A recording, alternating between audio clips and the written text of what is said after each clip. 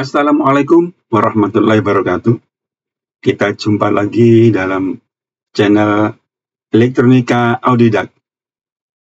Kawan-kawan, kali ini kita akan membahas cara kerja dari power amplifier kelas D. Ini sesuai dengan permintaan dari teman-teman, bagaimana kami membahas power amplifier kelas D ini.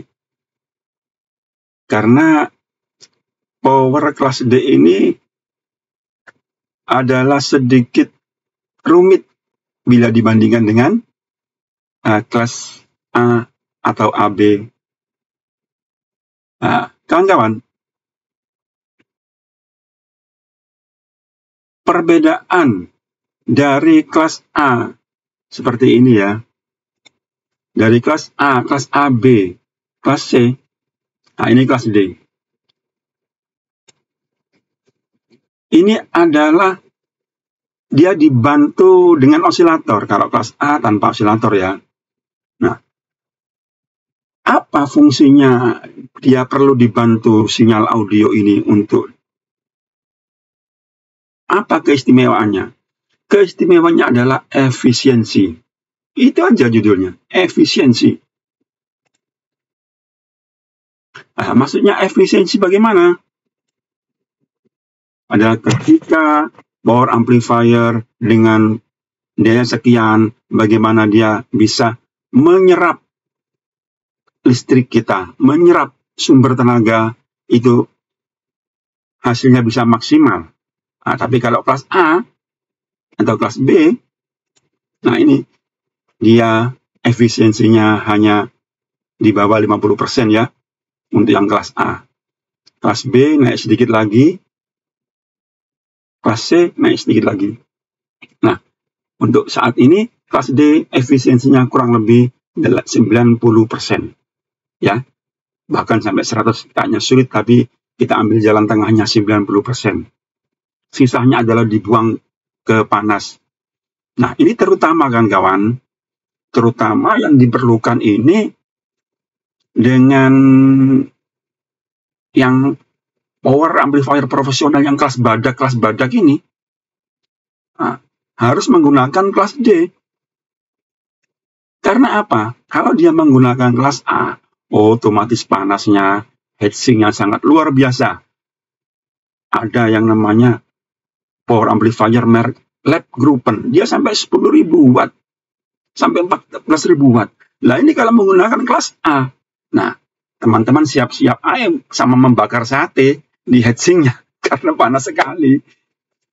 Atau kalau tidak begitu, teman-teman bisa menyiapkan damkar untuk menyiram panasnya heatsink tadi. Lah, inilah joke atau guyonan untuk terutama kelas badak ini. Ya toh? Yang membutuhkan efisiensi. Termasuk yang portable top tip mobil ya toh, yang menggunakan aki itu bagaimana tidak boros terhadap aki. Ini bagaimana tidak boros terhadap aki. Ya, satu-satunya jalan harus menggunakan efisiensi tinggi, menggunakan kelas D. Nah, begitu kan. Jadi jawaban satu-satunya adalah kenapa menggunakan kelas D? Karena ini mengejar efisiensi, yang mana engineer elektronika selalu berkembang terus, selalu inovasi tiada henti. Bagaimana supaya sebuah power amplifier itu tidak terlalu panas, yaitu tadi dengan cara dibantu dengan osilator di geraji. Kawan-kawan, ini sebelum saya menjelaskan lebih jauh ya, ini saya melebar sedikit tentang histori. Kenapa dia sinyal sinus ini tidak berangkat sendiri aja sampai ke tujuan akhirnya ini. Kok dia dibantu atau dibopong atau dia ditunggangkan, menunggangi dengan PWM pulsa with modulation. Nah, ini ada sejarahnya kawan-kawan ya. Begini sejarahnya. Kawan-kawan, kelas D menggunakan PWM pulsa with modulation. Ini sejarahnya mirip-mirip dengan pemancar radio AM, pemancar radio FM. Nah, ceritanya bagaimana? Ini kawan, ini kalau enggak CS kental, ini analogi orang Jawa ya, CS kental. Kalau bahasa Jawa, kalau orang Jawa nggak paham, kalau selain orang Jawa nggak paham, ini teman dekat. Nah, teman dekat, ini kalau nggak teman dekat, nggak CS kental, nggak saya kandani, nggak saya apa kandani ya. Nggak saya bilang ini berhubung CS kental, maka ini rahasia, jangan rame-rame ini penting sekali, dengarkan baik-baik. Jadi asal muasalnya adalah sinyal audio ini, sinyal audio, dia kenapa sampai terdengar ke radio penerima, maka dia berangkat sendiri nggak mampu, karena gelombangnya terlalu rendah, frekuensinya terlalu rendah, 20 Hz sampai 20 kHz. Ini gelombang rendah yang nggak bisa kemana-mana. Nah, makanya dia dibutuhkan gelombang karier atau pembawa. Nah, maka dibuatlah pembangkit osilator.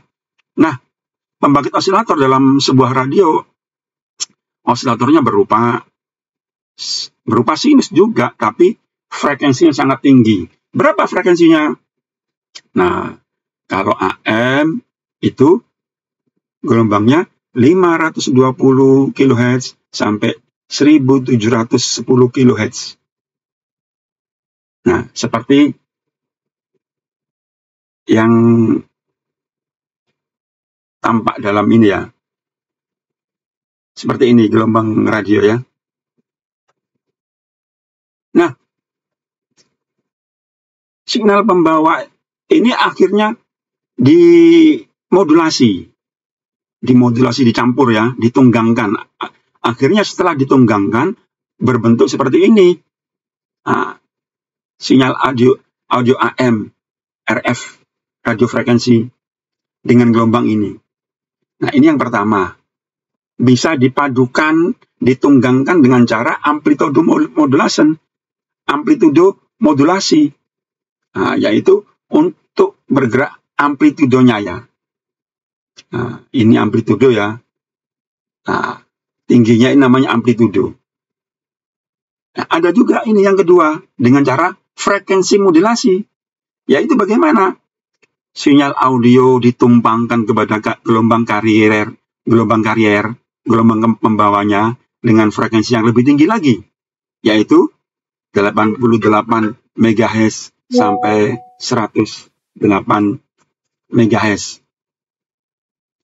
Nah, dengan cara ditumpangkan menggunakan frekuensi modulasi, dicampur ini. Nah, keluarlah gelombangnya seperti ini. Jadi, perbedaannya adalah, ini kalau amplitudonya yang dimodulasi, ini frekuensinya yang dimodulasi. Frekuensinya yang dimodulasi.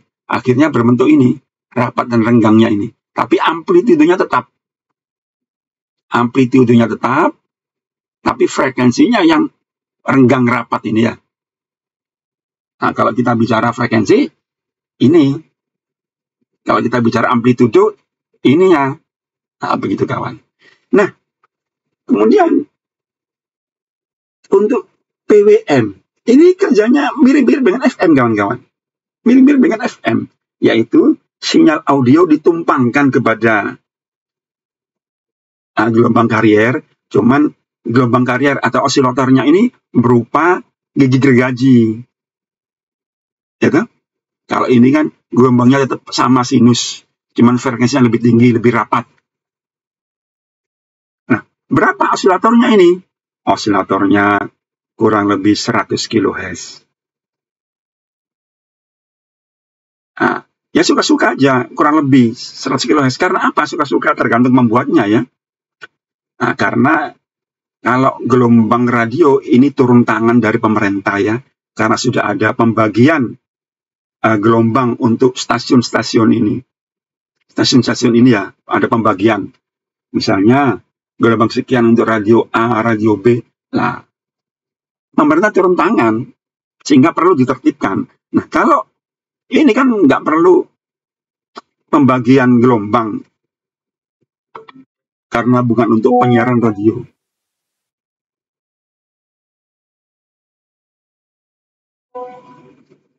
Jadi,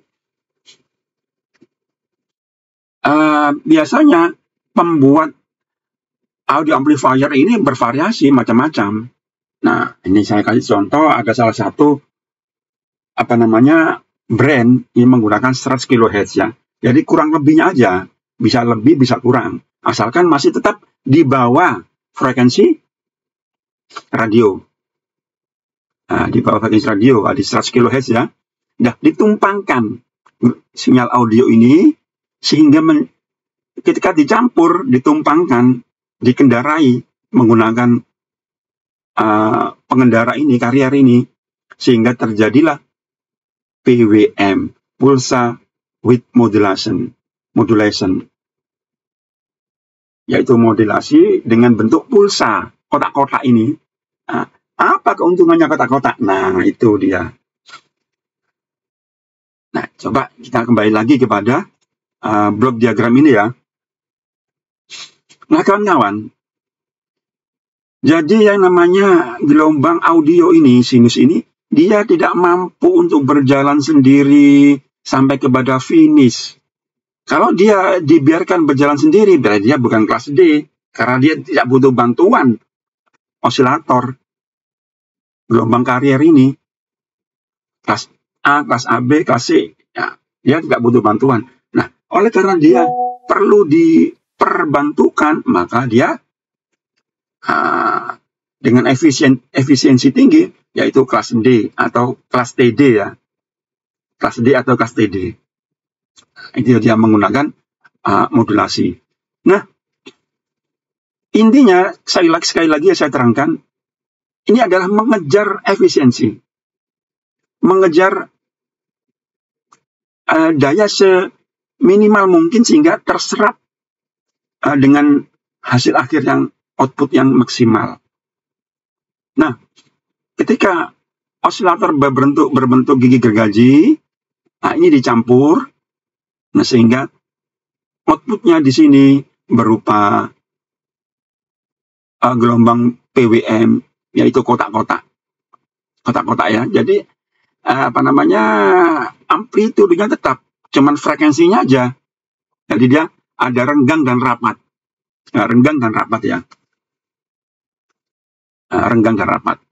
Sehingga keluarnya seperti ini. Nah, setelah itu masuk kepada driver amplifier sebagai penguat awal. Dikuatkan penguat awal, outputnya sama dengan ini, cuman amplitudenya yang dikuatkan ya. Paham kawan-kawan ya? Jadi kalau inputnya sini, input ini kan input. Sebesar apapun amplitudo dari input ini, dia tetap sejajar, tidak turun naik. Namun dia yang hanya berubah frekuensinya saja. Panjang dan lebarnya seperti yang saya terangkan di sini, seperti FM ya, karena menggunakan modulasi frekuensi. Jadi ini PWM, mirip-mirip kerjanya dengan FM ya, kembali lagi. Nah, setelah di sini dikuatkan awal, baru di sini powernya digenjot. Nah, ini kan menggunakan satu set ya. Karena nanti 2 set, 3 set, 4 set, dan seterusnya, itu terserah. Ini sebagai penjelasan aja supaya yang sangat sederhana kita menggunakan satu set MOSFET ini ya. Jadi nanti di outputnya ini tetap sama ini, cuman powernya aja digebiarkan. Powernya ya.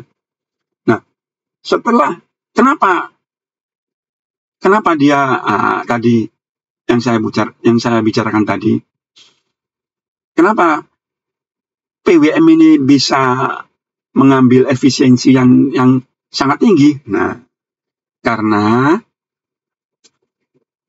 frekuensi PWM ini kotak-kotak, bentuk pulsa, kotak-kotak ya. Dia tidak seperti sinus ini. Nah, kawan-kawan, kenapa pulsa PWM ini bisa bekerja lebih efisien daripada sinus biasa? Kawan-kawan, sinyal PWM ini adalah bentuknya kotak-kotak ini ya. Nah, kotak-kotak ini. Dia mengenal hanya 0, kotak-kotak 0 dan 10 langsung. Misalnya ini kita ambil 10 volt ya. Ini sebuah contoh, kita ambil 10 volt. 10 volt peak to peak, puncak ke puncak ya. Nah, dia masuk kepada transistor antara 0 10. Nah, kalau tidak 0 ya langsung 10. Kalau tidak 10 ya 0. Nah, artinya transistor ini atau MOSFET ini dia ada istirahatnya. Kalau dia 0, nah, berarti dia nggak ada masukan input, jadi dia istirahat 0. Istirahat, dia off. Gitu? Nah, ketika dia dengan ada input 10 volt peak to peak, nah, maka dia bekerja. Nah, begitulah. Dia bekerja on off seterusnya. Jadi dia ada rehatnya. On off. Jadi ini dia penghematan energinya di sana. Penghematan energi. Nah, maka dia sangat efisien, tidak panas karena dia off kan. Nah, beda halnya dengan sinus biasa ini, kalau dia dikasih input di sini langsung. Ya toh? Dia tidak mengenal on off karena dia dari 0 ya. 0, 1, 2, 3, 4, 5, 6 sampai 10 ini. Kemudian ke bawah juga demikian. Artinya transistor ini bekerja full. Kalau kita pekerjain karyawan ini 24 jam full, 7 hari dalam seminggu. Nah, akhirnya dia panas. Akhirnya dia pemborosan energi. Capek dia. Nah, panas pasti. Nah, disitulah kenapa para engineer elektronika, sound engineering, dia selalu up to date bagaimana supaya transistornya tidak panas. Dia harus dibikinkan sinyal PWM ini. Karena dia sistemnya akan switching. Kalau 0 ya istirahat dia, ya toh? Kalau ada input langsung 10, langsung dikebiarkan langsung. Nah, begitu kawan-kawannya. Jadi kembali lagi kepada pokok bahasan kita ya di sini. Nah, setelah sampai di sini masih berupa PWM, pulsa width modulasi. Nah, baru setelah melalui LPF, low pass filter, low di rendah, frekuensi rendahnya dia diloloskan ke sini sehingga keluarnya sinus. Kemudian frekuensi tingginya yang berupa triangle ini, ini kan gabungan ini. Aslinya kan ini, gigi gergajinya ini akan dijebak atau ditrap ke ground sini. Dibuang ke ground. Berapa besarnya nilai kapasitor ini? Nah, ini kawan-kawan. Jadi kawan-kawan, berapa LPF atau low pass filter nilai lilitan dan keramik kondensatornya? Nah, ini ada rumus frekuensi sama dengan 1/2pi akar LC. Jadi ada unsur LC-nya. L itu adalah induktor dalam satuan Henry. Kemudian C adalah kapasitornya. Jadi ada unsur yang namanya frekuensi, pasti ada unsur L dan C. induktor dan kapasitor ya. Nah, ini kalau menghitung ini kita bingung. Nah, biasanya sih untuk menjebak atau trap, menjebak frekuensi tinggi dari gelombang osilator ini yang nilainya 100 kHz, gitu, ini biasanya 0,1 mikro seperti yang saya lihat dalam rangkaian servis manual. 0,1 mikro ya, jadi sekitar 100 nanofarad ya nilai kapasitornya kawan-kawan. Nah, setelah dijebak, dimasukkan ke ground, frekuensi tingginya yang frekuensi rendahnya, kan ini frekuensi audio kan 20 Hz sampai 20 kHz. Ini termasuk frekuensi rendah. Rendahnya diloloskan, masuk ke speaker. Kemudian frekuensi tingginya dijebak ke 0, ke ground. Nah, begitulah cara kerjanya kawan-kawan. Jadi, kawan-kawan, demikian cara kerja blok diagram power amplifier kelas D ini. Mungkin dari keterangan saya ini ada yang kurang paham, bisa komentar di kolom komentar. Nanti kita jawab di komentarnya tadi. Ada pun nanti kita belum bisa menjelaskan atau susah dijelaskan dalam kolom komentar yang sempit itu. Nanti kita buatkan video berikutnya, part 2-nya. Demikian kawan-kawan. Terima kasih telah menonton. Jangan lupa like, share, and subscribe agar supaya channel ini bisa berkembang dan kami akan semangat lagi memberikan tutorial-tutorial kepada kawan-kawan. Sampai jumpa.